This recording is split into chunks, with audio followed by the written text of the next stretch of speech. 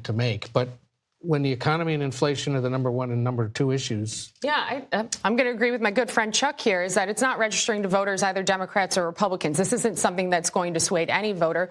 But I think that your point's correct. In terms of what the Trump administration, I believe, is trying to do here is what classic Trump does. He makes a big, bold gesture, a big, bold thing, and then he tempers it back. I really do think that this is more directed strategically to your geopolitical point against Russia and China and securing a closer allyship with Greenland. I know Trump likes to do it by slamming people over the head with a sledgehammer in order to make that happen sometimes. But given how tenuous things are moving in the Arctic right now, geopolitically speaking, there is certainly a long-term gain to bringing Greenland closer to the United States. We were talking earlier, Chuck, about the Clintons and their pretty extraordinary letter to the chairman of the House Oversight Committee about not showing up to testify in the ongoing Epstein probe, essentially saying there are times when people have to stand up and say stop, and this is when we're doing it. Also making the point that 7 of the 8 other people subpoenaed were allowed to just submit statements. Why are you dragging us in? But this puts Democrats in a tricky situation because you've been very critical of and basically seeking blood from the Republicans involved in this. Why not the Clintons, who were certainly closely associated with them? Look, I've said this on this program. I've seen it on others, Democrat, Republican, anybody involved with what they were doing with these young women should be there and do this. And I think it does put some Democrats, but I think if Democrats stay to their core, they say, look, this is a distraction. Again, it's kind of like Greenland. This ain't got nothing to do with making people's lives better. It's another distraction. But I'll be on record today saying Democrat, Republican, Independent, the President of the United States, anybody else, they should be before Congress explaining their relationship with this man. There are liberals, those on the left, saying if they refuse to cooperate, if they refuse to show up, why not have Democrats expel the Clintons from the Democratic Party? Just say, if you're part of this too, just like all those Republicans. As somebody who worked for Bernie Sanders, I've been trying to expel him for a little bit, for a good time now.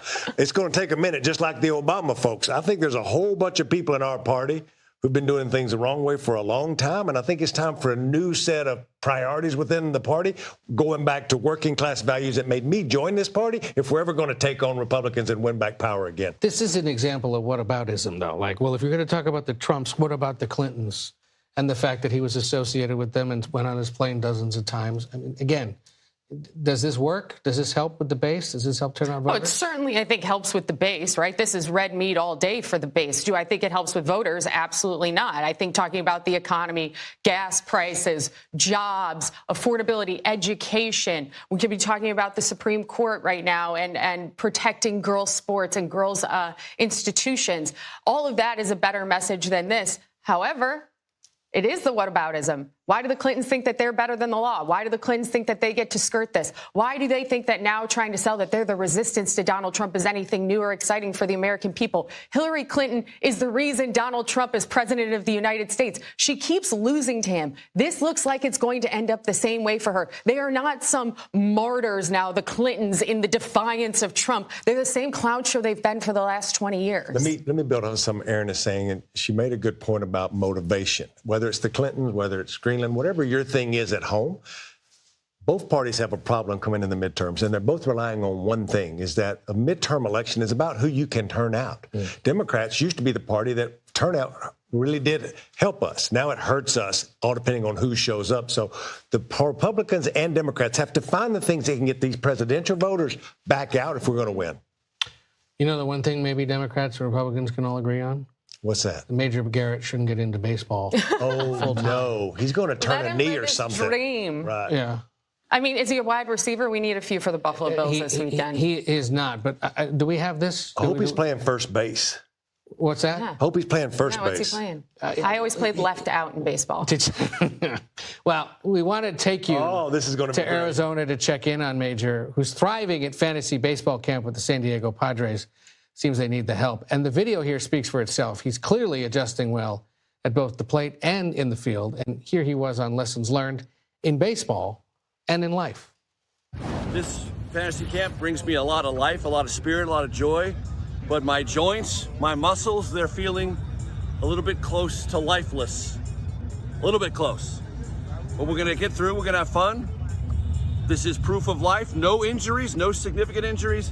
But just a lot of aches and pains. No significant injuries. Seems he's going to need some medication.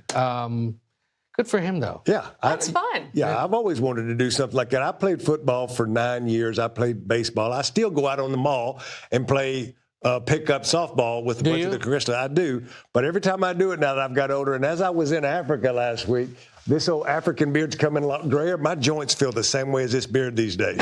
Oh, my God. A lot of gray.